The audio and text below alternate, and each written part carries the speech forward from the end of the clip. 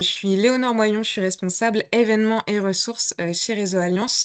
Donc, je le disais, je suis ravie de vous retrouver ce midi pour continuer et clore même cette semaine de la RSE avec ce webinaire RSE et mécénat. Et pour évoquer le sujet ensemble ce midi, pendant cette petite heure, j'ai le plaisir d'être accompagnée de deux invités, donc Agathe, responsable philanthropie et mécénat pour la Fondation de France, et Nora, responsable marketing et développement chez Salty. Bonjour à toutes les deux. Bonjour, bonjour à toutes et Bonjour. tous. Avant qu'on rentre dans le vif du sujet, je vous propose, merci Agathe, je vous propose de présenter très brièvement Réseau Alliance en quelques mots pour que celles et ceux qui ne nous connaissent pas. Réseau Alliance, on est le premier réseau des acteurs économiques engagés pour une économie plus responsable dans les Hauts-de-France. On a été créé il y a plus de 30 ans par et pour des acteurs économiques avec pour objectif d'améliorer l'impact social et environnemental des entreprises de notre territoire, donc des Hauts-de-France exclusivement. On est basé à Marc-en-Barœul, près de Lille, au sein du campus Entreprises et Cités. Et aujourd'hui, on fédère plus de 320 adhérents et partenaires, des TPE, des PME, des grandes entreprises, des organisations, des associations, des établissements d'enseignement supérieur également. Donc, toute taille, tout secteur d'activité confondus. Et on organise chaque année plus de 80 événements. On organise des visites d'entreprise, des ateliers, des groupes de travail ou encore des after-work ou des webinaires comme ce midi, avec vraiment pour ambition de permettre à notre écosystème de se rencontrer, d'échanger et de découvrir des expertises et retours terrain concrets. On a deux grands temps forts dans l'association. Le One Forum qui s'est déroulé en cette fin d'année 2025 qui a réuni plus de 2000 participants, donc autour de conférences, d'ateliers pratico-pratiques, d'expériences d'intelligence collective, etc. Ainsi que les trophées de l'économie responsable qui récompensent également depuis plus de 30 ans des entreprises et organisations innovantes en matière d'économie responsable. Et au-delà du Grand Forum et des trophées, donc, on accueille environ 6000 participants chaque année, donc sur ces différentes rencontres. Au-delà de ces événements, on propose aussi à nos adhérents une dizaine d'accompagnements en collectif pour se former et monter en compétences sur les enjeux du moment. Ça passe par des cycles ou par des formations, faire ses premiers pas en RSE, mobiliser ses collaborateurs, faire son bilan carbone, de l'accompagnement vers certains labels, certaines certification, labellisation. Et on est également organisme de formation certifié Calliope.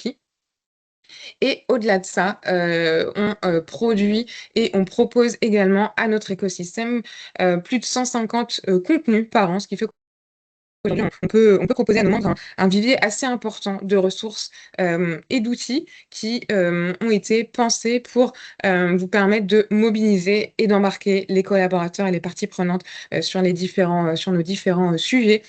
Ça passe par des modules apprenants, des fiches pratiques, des vidéos, des articles, etc. Et pour co-construire tout ça tout au long de l'année, on est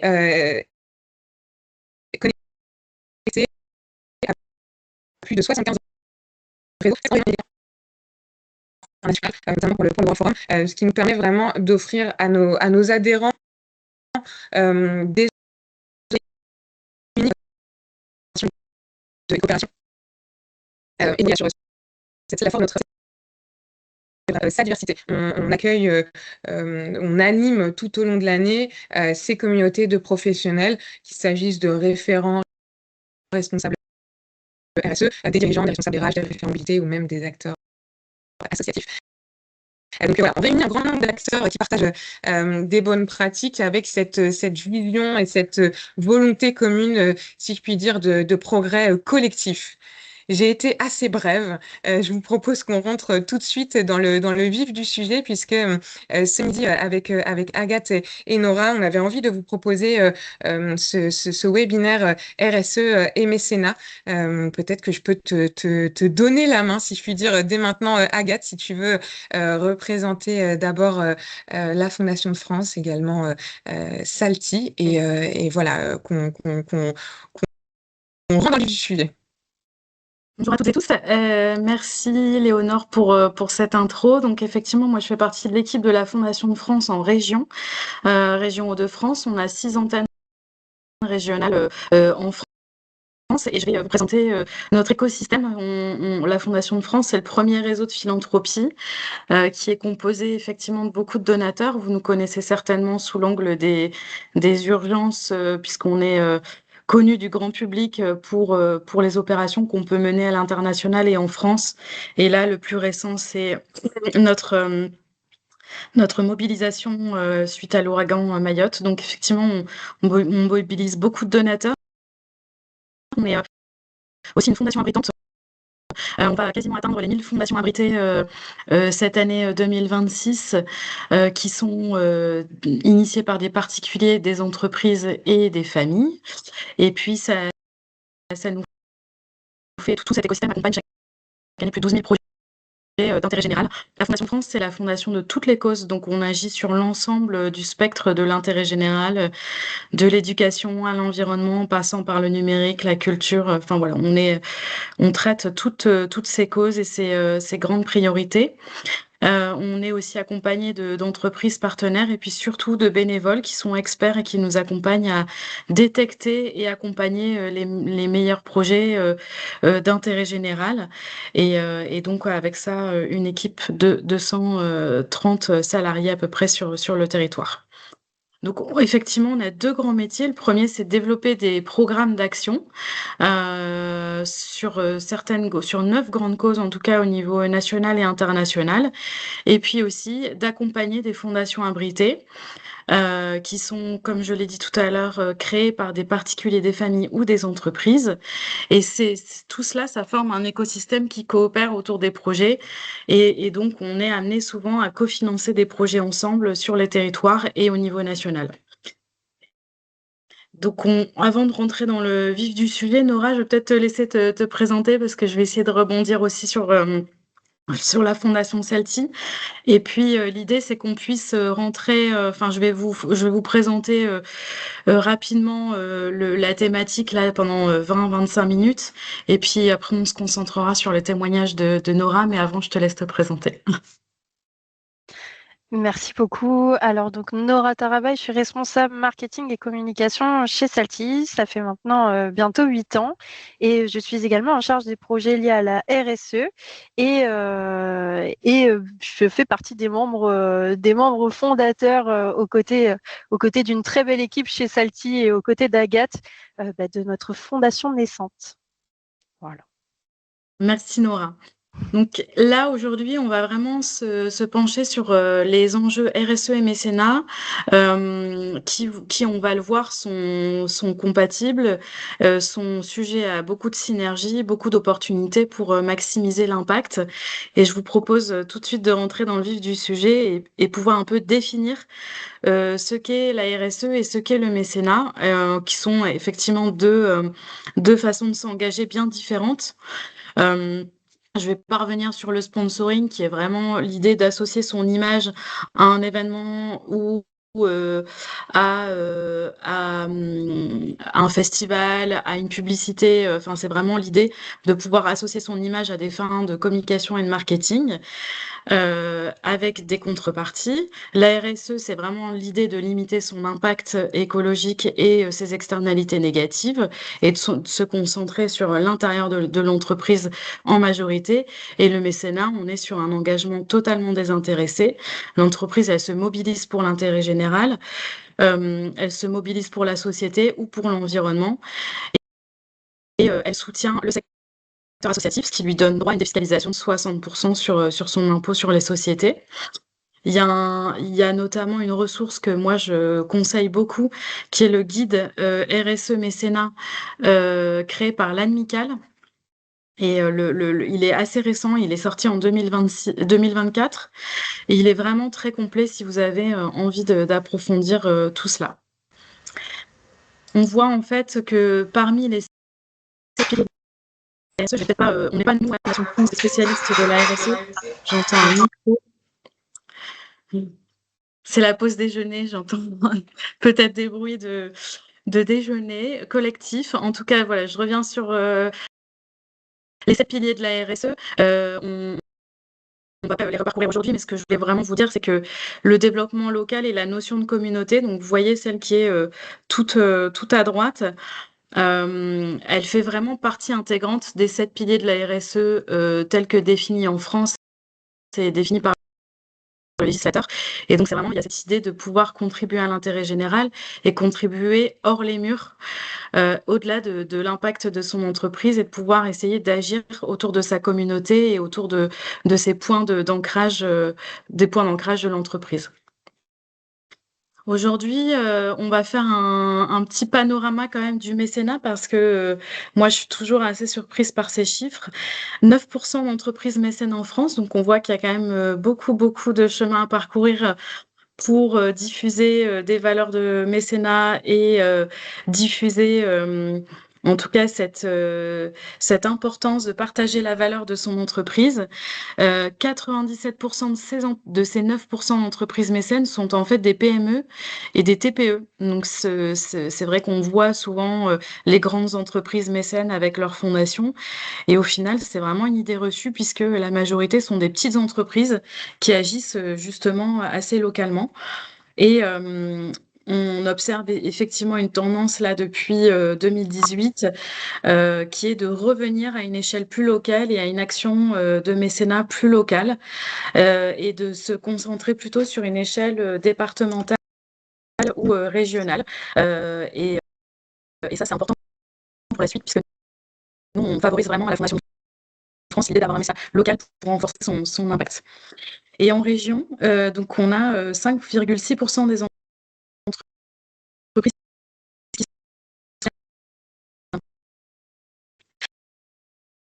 et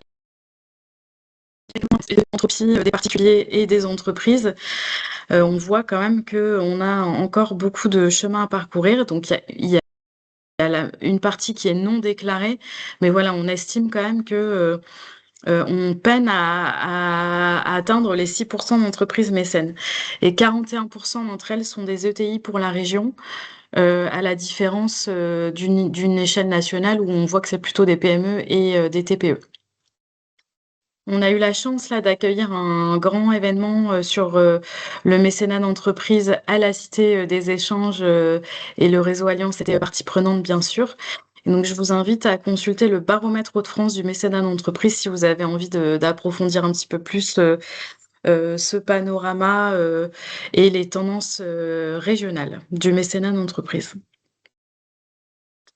Donc on va, enfin, je pense qu'on est toutes et tous alignés sur le fait que l'entreprise a et ses parties prenantes ont de fortes attentes. Nous-mêmes, en tant que clients autour de cette table, on a beaucoup d'attentes vis-à-vis des entreprises. Donc elles viennent des consommateurs, elles viennent des parties civiles et des ONG qui sont toutes en veille très active.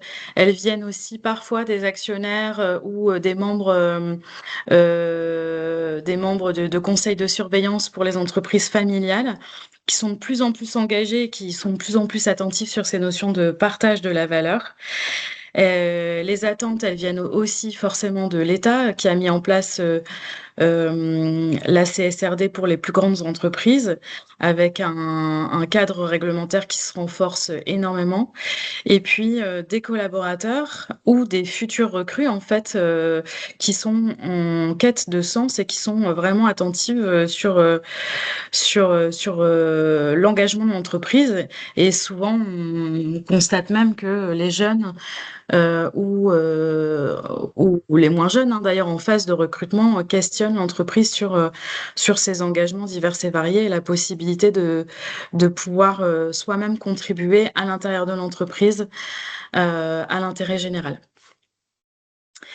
Et quand on interroge les entreprises sur leur motivation et pourquoi elles s'engagent, effectivement, forcément, il y a la notion de contribuer à l'intérêt général, de faire sa part, de rendre au territoire ce que le territoire a pu donner, de ne pas avoir des œillères et de regarder que son entreprise, mais de pouvoir aussi agir autour de soi.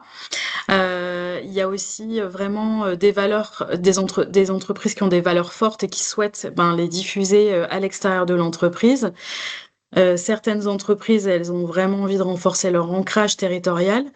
elles sont dans des territoires, elles peuvent pas l'ignorer, et, et elles sont partie prenante du territoire, elles recrutent des habitants, elles produisent de la valeur, elles produisent de l'emploi. Donc voilà, et on peut difficilement faire sans ancrage territorial et sans connexion avec l'écosystème local. Évidemment, elles ont des notions de valorisation et de réputation de l'entreprise. Et puis, comme je l'ai dit tout à l'heure, elles ont besoin de fédérer les collaborateurs et de les fidéliser autour des valeurs de l'entreprise, autour de valeurs positives, autres que sa propre production de valeur. Je vous laisse, si vous avez des questions, vous pouvez les mettre dans le chat, hein, je le visualise. N'hésitez pas, on peut faire du participatif de cette façon-là si vous le souhaitez. Donc là, on voit que la RSE et le mécénat on touche vraiment le lien avec la société, la mobilisation des collaborateurs, les ressources humaines et la RSE. On voit qu'il y a plein de façons de s'engager. Alors j'ai un peu de mal à voir la slide. J'espère que vous la voyez un petit peu mieux que moi. Mais on va dire qu'il y a plein de façons aujourd'hui de faire du mécénat. On peut faire des produits partage, on peut faire du mécénat en direct, on peut créer même sa propre fondation. On peut aussi faire du bénévolat, du mécénat de compétences, de l'arrondi sur salaire. Certains même font de l'arrondi en caisse quand on leurs clients. Et puis il y a aussi tout ce qui relève du mécénat et de la RSE, pardon. Et donc ce qui est valorisé aujourd'hui dans la CSRD. Donc on voit que tout est assez relié finalement dans l'écosystème et auprès des parties prenantes. Et quand on interroge les entreprises sur leurs priorités, elles le disent. Effectivement, c'est d'articuler davantage les stratégies mécénat RSE. Dans beaucoup d'entreprises, on a la direction de la communication, la direction du mécénat et la direction de la RSE à part. Et il y a de plus en plus d'entreprises qui font naître aujourd'hui des directions de l'engagement et qui font travailler ensemble et cohabiter les équipes RSE et les équipes mécénat. Donc il y a vraiment un enjeu d'articuler davantage ces deux stratégies pour pas qu'elles cohabitent côte à côte en silo, mais plutôt qu'elles puissent générer des impacts communs. On a aussi un enjeu forcément sur le fait de développer le mécénat de compétences, puisque le mécénat, c'est c'est soutenir une association la plupart du temps avec un engagement financier, mais on a de plus en plus d'entreprises qui souhaitent mettre à disposition des moyens extra-financiers. Et dans ces moyens extra-financiers, on a notamment la mise à disposition de collaborateurs, l'engagement de collaborateurs, le suivi, la mise en réseau, etc. Et la structuration du mécénat de compétences en interne. On a justement cet engagement extra-financier dont je vous parle. Le mécénat n'a plus forcément vocation à donner un chèque une fois par an, mais on voit vraiment des entreprises qui suivent côte à côte les associations, qui les rencontrent sur le terrain, qui mêlent vraiment des partenariats fructueux avec elles. Et qui vont au-delà du simple engagement financier. Il y a vraiment une relation de confiance qui se crée entre les associations et l'entreprise partenaire. On a aussi la volonté d'agir avec d'autres entreprises. Effectivement, on voit que le mécénat collectif commence à fleurir un petit peu partout en France pour multiplier l'impact. On y reviendra tout à l'heure puisqu'on fera un zoom sur le mécénat collectif et territorial. Et donc, il y a toujours cette notion de structurer aussi la démarche d'évaluation, de comprendre, d'avoir de l'impact et de mesurer cet impact qu'on peut avoir auprès des associations. Et je m'arrêterai là, puisqu'après, on est sur le développement du mécénat à l'international. Et ça, c'est valable plutôt pour les entreprises qui ont des filières, les holdings, etc. Donc nous, à la Fondation de France, c'est vraiment ça qu'on va essayer de faire auprès des entreprises qui veulent créer des fondations abritées. ou qui veulent s'engager en mécénat plus largement, c'est qu'est-ce qui est porteur de sens pour l'entreprise? Quel est le cœur de métier de l'entreprise déjà? Sur quoi elle agit? Et quelles sont ses valeurs? Et qu'est-ce qui fait sens aujourd'hui dans une future stratégie de mécénat? Et puis, de quoi a besoin l'intérêt général? De quoi ont besoin les associations? Comment on peut répondre à leurs besoins? Et donc, plus on arrive à mêler les valeurs de l'entreprise et, et que ça soit cohérent pour elle et l'intérêt général, plus on va avoir une stratégie de mécénat qui est robuste, qui sera durable, parce que du coup, ça a du sens et plus que cohérent, qui sera durable aussi parce qu'elle va générer l'engagement auprès des collaborateurs. Elle sera cohérente aussi vis-à-vis du grand public, vis-à-vis des clients. Elle sera effectivement plus que logique et elle sera plus impactante forcément puisqu'elle va pouvoir générer après du mécénat de compétences, de l'engagement des collaborateurs et pourquoi pas de l'engagement des clients. Donc plus on arrive à atteindre une suite logique pour cette stratégie de mécénat, plus elle va pouvoir s'ancrer vraiment dans la stratégie globale de l'entreprise et dans la stratégie RSE. Donc on a, nous, à la Fondation de France, on catégorise un peu les différents types de mécénat. Donc, il y a le mécénat intégré qui est vraiment aligné à l'activité de l'entreprise, qui fait partie intégrante de la stratégie et du business de l'entreprise. Et donc, les projets soutenus, ils sont vraiment en lien avec le cœur de métier de l'entreprise. Donc là, j'ai pris l'exemple de la Fondation Leroy Merlin, où là, vraiment, Leroy Merlin, c'est un acteur du retail et de l'habitat. Leur fondation, elle va agir sur le handicap et la perte d'autonomie et la réhabilitation des logements de personnes qui se retrouvent en difficulté dans leur propre logement parce qu'elles sont en situation de handicap ou de perte d'autonomie. Et donc, on voit qu'il y a plein d'effets qui démultiplient l'impact à l'intérieur de l'entreprise parce que c'est cohérent avec l'image, c'est cohérent avec le métier. Les collaborateurs sont mobilisés et il y a aussi du don de produits issus de Leroy Merlin. Donc tout ça, c'est une chaîne de valeur forcément très cohérente. Les collaborateurs comprennent facilement, ils se mobilisent facilement et l'objet de la fondation est pas du tout déconnecté du métier de l'entreprise. Et donc forcément, c'est logique et c'est durable pour l'entreprise. Et la Fondation Leroy Merlin existe depuis plus de 10 ans, donc on voit qu'elle perdure. Le mécénat collaboratif, c'est quand la fondation d'entreprise fait vraiment le choix de mobiliser les salariés, de leur donner les rênes sur le mécénat, de leur laisser prendre la main sur l'identification des projets. Il y a beaucoup de salariés d'entreprise qui font du parrainage, donc qui peuvent parrainer un projet et le soumettre à l'entreprise. On a aussi des collaborateurs qui s'impliquent dans le suivi des projets, qui vont sur le terrain. On a aussi des collaborateurs qui font des journées solidaires auprès des associations qui sont soutenues. Et donc là, c'est vraiment le parti pris de la Fondation Salty, donc on va écouter tout à l'heure avec Nora, qui a vraiment fait ce choix de céder cette fondation aux collaborateurs et qu'ils puissent prendre la main et s'engager. On verra tout à l'heure que c'est une entreprise avec des collaborateurs qui s'engagent aussi déjà beaucoup.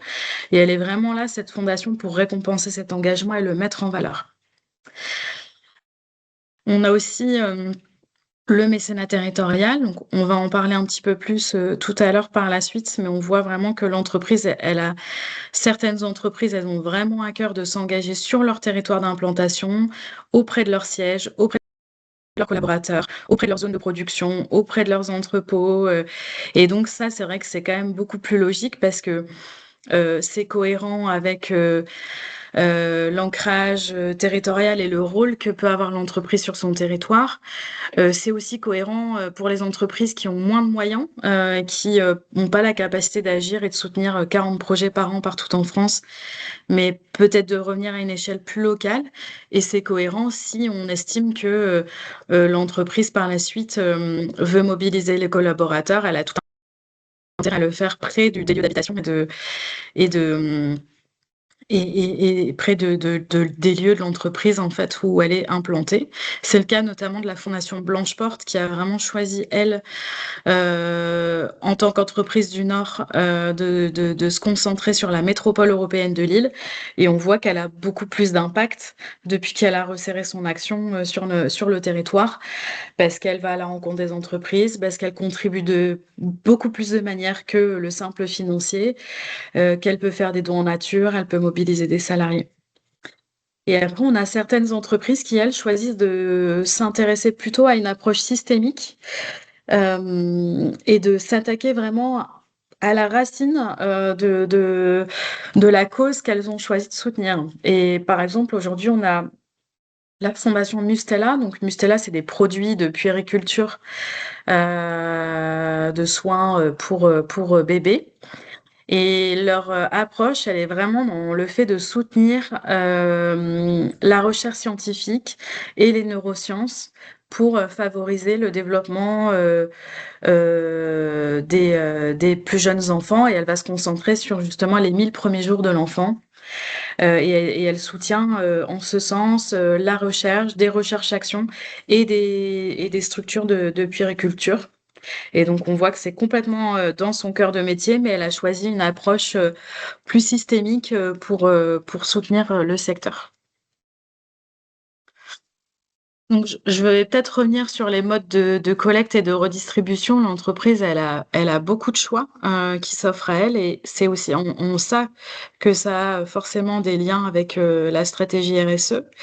Donc, l'entreprise, elle peut effectivement choisir de s'engager en mécénat, soit en créant son véhicule philanthropique, soit en faisant des dons directs, soit en allouant un pourcentage de bénéfices. Elle peut aussi créer des produits et des services solidaires. Je pense, enfin là, j'ai pris l'exemple de Solfa, qui est une association qui vient en aide à des femmes victimes de violences. Aujourd'hui, Solfa met en place un tas de produits et de services pour ces femmes victimes de violences, pour les extraire de leur environnement et en tout cas les abriter avec leurs enfants dans des appartements. Et donc, on voit que l'association Solfa mobilise des offres d'assurance sur mesure. Elle mobilise des appartements mis à disposition par des bailleurs sociaux. Elle mobilise des forfaits téléphoniques à bas coût pour les femmes qui ont besoin de changer de numéro. Donc, on voit qu'en fait, on peut mettre en place ou créer des produits et des services solidaires. Il y a des transporteurs qui vont avoir une offre de transport spécialement pour les associations. Enfin, ça peut se décliner vraiment à l'infini dès lors que c'est une demande pour les associations. Pour les collaborateurs, l'entreprise, elle peut proposer du mécénat de compétences, elle peut proposer du don de jours de congé, de l'arrondi sur salaire, et elle peut aussi proposer différentes collectes auprès des salariés, soit collecte financière, soit collecte d'objets et de denrées alimentaires. Ça se fait beaucoup forcément en entreprise. Et puis, pour le côté client, elle peut proposer de l'arrondi en caisse et des produits partage. Je pense qu'en tant que client, on a toutes et tous été contributeurs de ce type d'opération. Et puis, on voit qu'il y a des modèles d'entreprise qui émergent et qui vont beaucoup plus loin dans l'engagement général de l'entreprise. On a l'émergence des perma-entreprises qui sont en fait une forme d'un concept en fait qui a été développé d'ailleurs par une entreprise du Nord qui s'appelle Nord6, que certains connaissent, qui se concentre sur 3 piliers, la planète, les hommes et le troisième pilier qui est de savoir quand limiter son impact et à partir de quel seuil il faut s'arrêter pour pouvoir limiter ces externalités négatives. Donc, c'est des modèles très intéressants et il y a plein de ressources sur leur site internet que je vous invite à consulter si vous voulez aller un petit peu plus loin. On a le modèle B Corp, où on voit vraiment que le mécénat apparaît dans le petit cercle jaune qui est le cercle des community. Donc on voit que dans le label B Corp, qui est d'ailleurs il y a eu un webinaire, je crois hier là-dessus, proposé par le réseau Alliance.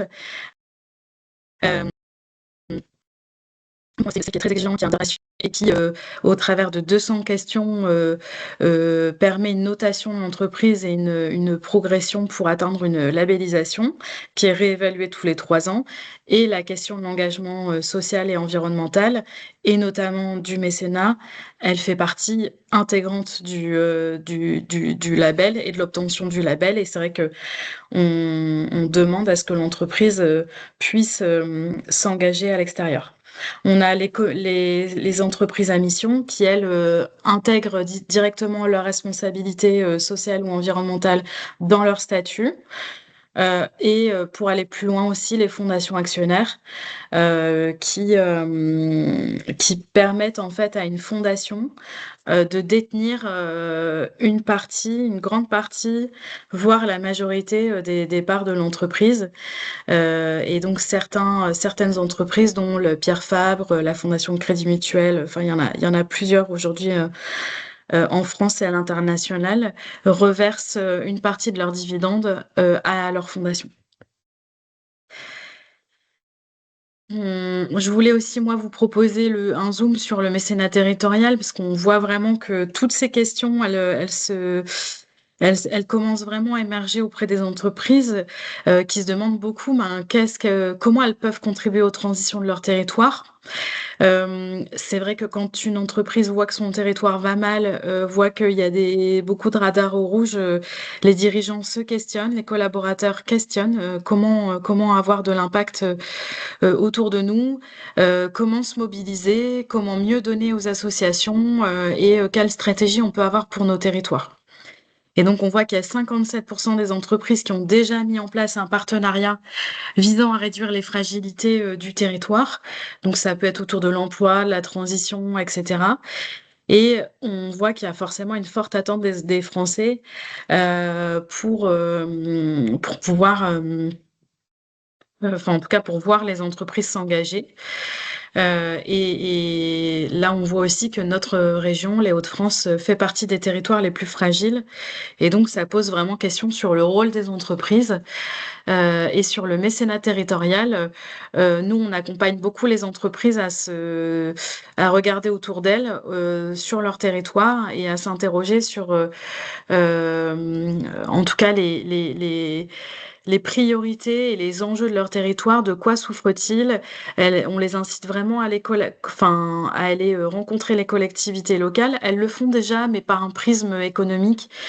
Mais on les incite vraiment à aller aussi interroger plus de collectivités locales sur les enjeux sociaux et environnementaux, et puis aller à la rencontre des acteurs de l'ESS, s'appuyer sur des diagnostics existants pour pouvoir orienter son action au mieux. On voit aussi que certaines entreprises s'entourent de gouvernance locale et partagée pour pouvoir faire du mécénat efficace sur leur territoire. Et donc, elles s'entourent d'experts. Elles mettent en place des copiles, ou elles s'entourent d'associations aussi pour pouvoir redistribuer au mieux et avoir l'action la plus pertinente possible. Dans notre région, on a une spécificité, c'est qu'on est l'une des régions qui a vu émerger le plus de fondations territoriales. Et je vous invite, si vous êtes sur les territoires que je vais décrire tout à l'heure, à vous rapprocher d'elles, parce que c'est aussi une vraie possibilité d'engagement. Donc, les fondations territoriales sont des fondations qui sont créées par des collectifs d'entreprises.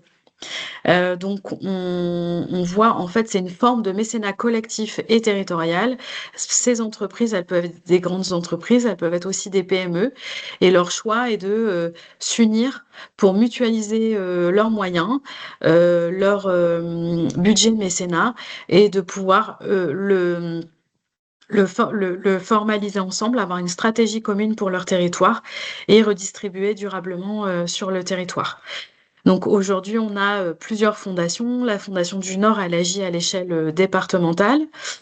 La Fondation territoriale agit sur le bassin minier. D'ailleurs, mais mon image est décalée, donc les flèches n'atterrissent pas du tout sur le bon territoire. On a une nouvelle fondation qui s'appelle la Fondation du Grand Hainaut qui agit sur Valenciennes, Cambrai et Maubeuge. En tout cas, ce territoire-là, ce bassin-là.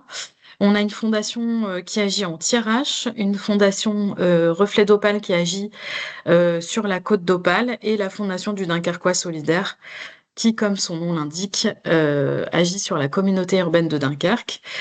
Et ces entreprises-là, donc, elles sont gouvernées collectivement. Il y a certaines de ces fondations territoriales comptent parmi leurs membres fondateurs des collectivités. Donc, ça donne naissance à des collaborations vraiment très, très intéressantes entre le public et le privé pour pouvoir soutenir efficacement le secteur de l'intérêt général et les associations et avoir une approche durable et efficace. Et elles sont quand même relativement importantes en termes de budget et de moyens, puisque du coup les fonds sont mutualisés.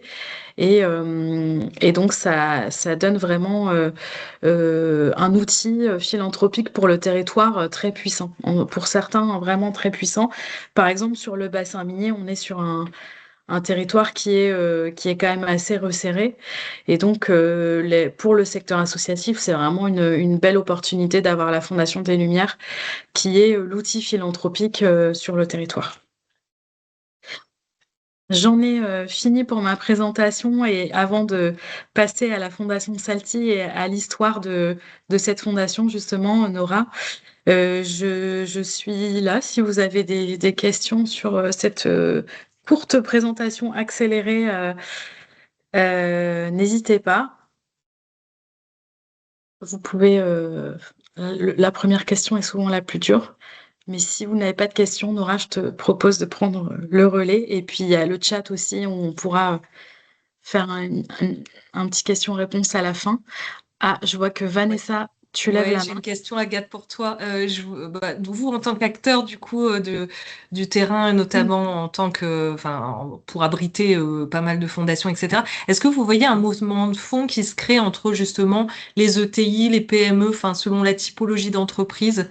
On en est où dans le panorama? Qui s'investit plus sur la thématique? Est-ce qu'il y a un secteur qui est plus en mouvement qu'un autre?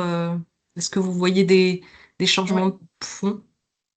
Alors, historiquement, c'est quand même plutôt les entreprises familiales qui sont les grands mécènes de notre région et surtout de l'écosystème familial mulier. Mais ce qu'on voit en fait sur le... Alors déjà, enfin, je l'ai dit au début de ma présentation, mais on est quand même vraiment loin. Il y a beaucoup, beaucoup de travail, de pédagogie et d'accompagnement des entreprises, puisqu'il n'y a que 5% d'entreprises mécènes dans notre région. Donc, il y a vraiment, vraiment du travail. Et je pense, enfin, c'est pour ça aussi qu'on a invité la Fondation Salty et Nora, elle pourra en témoigner. Enfin, chacun peut faire sa part. Chaque entreprise, quel que soit son budget, est légitime à redistribuer sur le territoire. Et enfin, là, il y a une énorme zone grise de l'engagement des entreprises sur notre territoire. Ensuite, on voit que le poids du mécénat en région, il est plutôt porté par les ETI. Donc, on a l'impression que les entreprises, les PME et les TPE ne s'autorisent pas forcément à faire du mécénat et attendent peut-être d'avoir un seuil critique pour pouvoir s'engager en mécénat. Alors que c'est pas forcément le cas. On peut être une TPE et une petite PME et puis s'engager durablement et localement, même si c'est des petits budgets et de manière pertinente. Et après, en tout cas, moi, on voit pas forcément. Enfin, voilà, en tout cas pour moi, ce qui est des éléments de réponse, ça fait partie des enjeux qu'on a avec le réseau Alliance et c'est aussi pour ça qu'on est là aujourd'hui en fait. C'est pour diffuser les valeurs du mécénat d'entreprise et expliquer que c'est assez simple au final de s'engager en mécénat et RSE et que on est à leur disposition pour les accompagner. Voilà un peu ce que je peux te répondre. Merci beaucoup. Nora, je te propose de prendre la main. Alors, on s'en est parlé, mais moi, donc, vous êtes une nouvelle fondation, tu vas nous raconter son histoire. Et c'est vraiment le cheminement et l'articulation entre le développement d'une politique RSE et la naissance de la fondation que je trouvais intéressant. Et c'est pour ça qu'on voulait entendre ton témoignage. Donc, je te laisse nous raconter la belle histoire de la fondation Salty. Alors, merci beaucoup. Alors oui, effectivement, pour commencer, peut-être simplement dire que on démarre. On démarre tout doucement dans la création et dans le lancement de notre fondation. Donc, tout ce que je vais vous dire là, il y a des chances que dans 3 mois, ça ait déjà évolué parce que ça ne fait que de bouger, c'est tout le temps en mouvement. Alors, je vais peut-être commencer d'abord par vous présenter un petit peu Salty. Salty, donc, on fait la location de matériel pour les professionnels du BTP, de l'industrie. On est répartis dans bientôt 50 agences dans toute la France et on a passé le cap des 500 collaborateurs. On est une entreprise familiale. Aujourd'hui, donc, nos dirigeants sont la 4e génération des créateurs de l'entreprise. Et donc, si vous voulez, en fait, l'engagement, ça a toujours été un sujet. Ça fait des années et des années qu'on parle de solidarité chez Salty, mais de manière un petit peu informelle, de manière un peu décousue, sans qu'il y ait trop forcément de cohérence entre les différentes actions qui peuvent être menées. D'où le questionnement pour créer cette fondation. En fait, on mettait déjà régulièrement chaque année en place des challenges solidaires auxquels nos collaborateurs répondaient massivement présents. On arrivait à atteindre plus de 100 participations à des challenges de marche ou de cours de Octobre Rose. C'est vraiment une performance dont on avait conscience. Et donc, de là, on s'est dit que c'était important de valoriser tout ça, de formaliser tout ça. Nous, notre PDG, il a une conviction qui est profonde, c'est qu'il ne peut pas y avoir de succès long terme sans performance globale. Alors, c'est bien beau de faire de la RSE au sens large, c'est bien beau de travailler sur l'environnement, c'est bien beau de travailler sur notre volet social et tout ce qu'il y a autour. Mais voilà, on avait envie d'avoir un impact qui dépasse nos frontières. Et surtout, cette fondation, elle a été pensée pour et par nos collaborateurs. Et c'est ça qu'il faut retenir et qui est le plus important. Et je vais vous expliquer comment est-ce qu'on s'y est pris. On a commencé par organiser des petits ateliers, donc des ateliers avec des membres collaborateurs volontaires et des membres du CODIR. Des ateliers sur comment est-ce qu'on pourrait imaginer demain la formalisation de nos mécénats, de nos différents dons, etc. Et de là, en fait, il y a beaucoup de choses qui sont ressorties, qui nous ont donné un petit peu un fil rouge, un fil conducteur, et puis les thématiques d'action, le périmètre d'action, etc. Donc, on s'est un petit peu basé là-dessus et on s'est dit, on veut aller encore plus loin, on veut impliquer encore plus de collaborateurs. Du coup, on a fait partir des questionnaires à nos 500 collaborateurs partout en France pour leur demander, selon eux, quelles sont les thématiques qui peuvent être les plus urgentes à traiter, les plus importantes à traiter. Et donc, on a réussi comme ça à écrire un petit peu notre objet. La Fondation de France et notamment Agathe est entrée en course à ce moment-là, justement au bon moment, au moment où voilà, on avait plein de choses, plein d'idées, plein de remontées d'informations, mais il fallait formaliser tout ça. Et là, Agathe et la Fondation de France ont joué un rôle hyper important. Pourquoi est-ce qu'on a choisi la Fondation de France? Tout simplement parce que déjà, le mécénat, c'est quand même un métier. Qu'on se le dise, juridiquement parlant, législativement, il y a beaucoup d'informations, il y a beaucoup de choses à connaître, il y a beaucoup de règles, il y a beaucoup de lois. Ça doit être encadré si on veut faire les choses correctement. Et nous, ça nous rassurait en fait de se lancer aux côtés de professionnels du mécénat. Donc la Fondation de France, voilà pourquoi on a opté pour cet accompagnement. Et ça a été bien plus loin que ce qu'on imaginait, parce qu'on a mené beaucoup d'ateliers en co-construction avec Agathe, avec des collaborateurs qui pouvaient être volontaires, etc., pour vraiment réfléchir à comment est-ce qu'on pourrait faire remonter tous ces thèmes et faire agir nos collaborateurs. Et donc on a décidé de lancer un appel à projet en interne, donc qui est encore en train d'être modifié. On vient de faire une nouvelle présentation à nos collaborateurs engagés ce matin, mais qui ne fait que de bouger et qui est tout le temps en modification. Et donc ce prix, on l'a appelé le prix pour la solidarité Salty. Eh bien, il vise à récompenser donc un collaborateur qui souhaite s'engager aux côtés d'une association, aux côtés de l'association de son choix. Donc voilà, après on a établi ensemble des critères, on a établi ensemble plein de modalités assez simples pour donner envie à nos collaborateurs de s'engager. Et pour l'instant, Agathe, on en est là. On a fait cette nouvelle présentation aux collaborateurs ce matin qui ont trouvé qu'on avait bien simplifié le processus.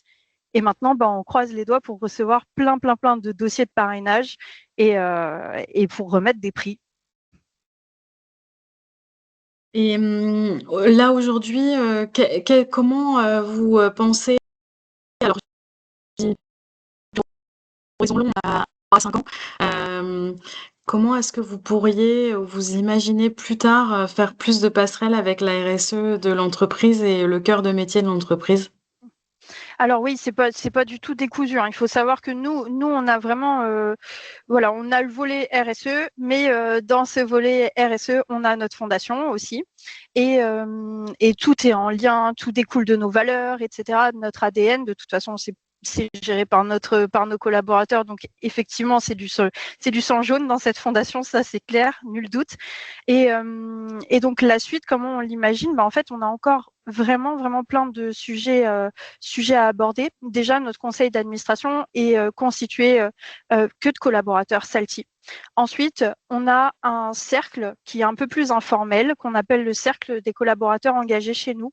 C'est tous les collaborateurs dans toute la France qui se sont montrés intéressés et qui se disent vouloir participer aux actions qui seront proposées par la Fondation, ou qui se disent vouloir devenir demain parrain. Et donc, on s'appuie énormément sur eux. Et il y a beaucoup de sujets qu'on n'a pas encore abordés. Tu parlais tout à l'heure, Agathe, de mécénat de compétences, etc. Ça, ce sera des choses qu'on fera évoluer. Pour l'instant, on veut tester, on veut commencer petit, entre guillemets. On veut voir un petit peu comment ça prend au niveau des collaborateurs. On veut prendre leurs retours parce qu'ils sont essentiels pour nous faire avancer et puis améliorer nos process. Mais voilà, l'idée, c'est vraiment qu'on a un impact qui rayonne. Par exemple, un des critères, ce serait, tu parlais aussi de local, Agathe, un des critères importants pour nous et pour les collaborateurs qui a été remonté, c'est que l'engagement il soit local, près de nos agences. Sinon, ça a moins de sens et moins d'impact pour nous. Je sais pas si je Merci. réponds à ta question, Oui, Agathe. oui, complètement. Ouais. Après, on s'était même posé aussi la question de prêt de machine, puisque vous avez quand même un parc de matériel conséquent. C'est vrai qu'une fois qu'on tire un peu le fil du métier, du cœur de métier, de tout ce que l'entreprise peut, en tout cas de comment l'entreprise peut contribuer, on voit qu'il y a plein de possibilités, quoi. Et ça, Complètement. c'est bien aussi de l'imaginer dans le temps et durablement. Et c'est tous les partenariats que vous allez faire avec des associations qui vont vous challenger un peu sur ces sujets. Je pense notamment du prêt ou du don de matériel et de véhicules, où je sais déjà que ça commence à arriver dans les tuyaux. Et donc c'est ça qui est chouette, c'est que c'est cette collaboration qui va vous permettre d'enrichir vos actions et l'étendue de vos contributions pour l'intérêt général. Est-ce que vous avez des questions pour Nora?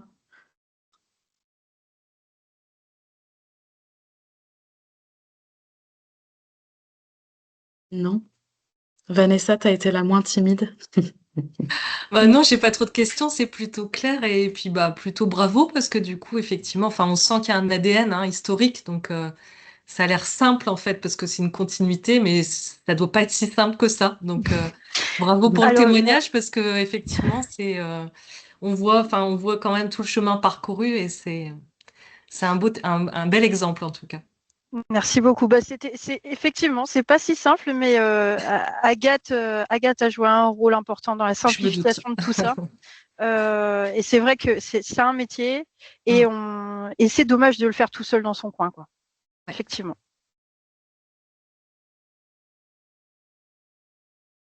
Bah, écoute, Léonore, je te laisse conclure. Avant, je vous donne, je laisserai mon contact dans le PowerPoint si vous souhaitez pouvoir nous contacter Nora. N'hésitez pas à nous envoyer un petit mail et pour toutes les entreprises qui nous écoutent et nous écouteront, la Fondation de France et l'équipe régionale est à votre disposition. Merci beaucoup Agathe, merci Nora. Effectivement, on a remis nos coordonnées ici et on vous les remettra dans la page dédiée au replay. N'hésitez pas si vous avez des questions qui vous viennent, voilà, des demandes d'informations complémentaires ou autres, on se tient à disposition avec Agathe. Il est 12h53, je pense qu'on a tenu un bon timing. Un grand merci encore à toutes les deux, Nora et Agathe, et à toutes et tous d'avoir été avec nous ce midi pour ce dernier webinaire de la semaine de la RSE. Et à très bientôt. Merci beaucoup. Au revoir. Merci. Merci à toutes Bonne et journée. tous.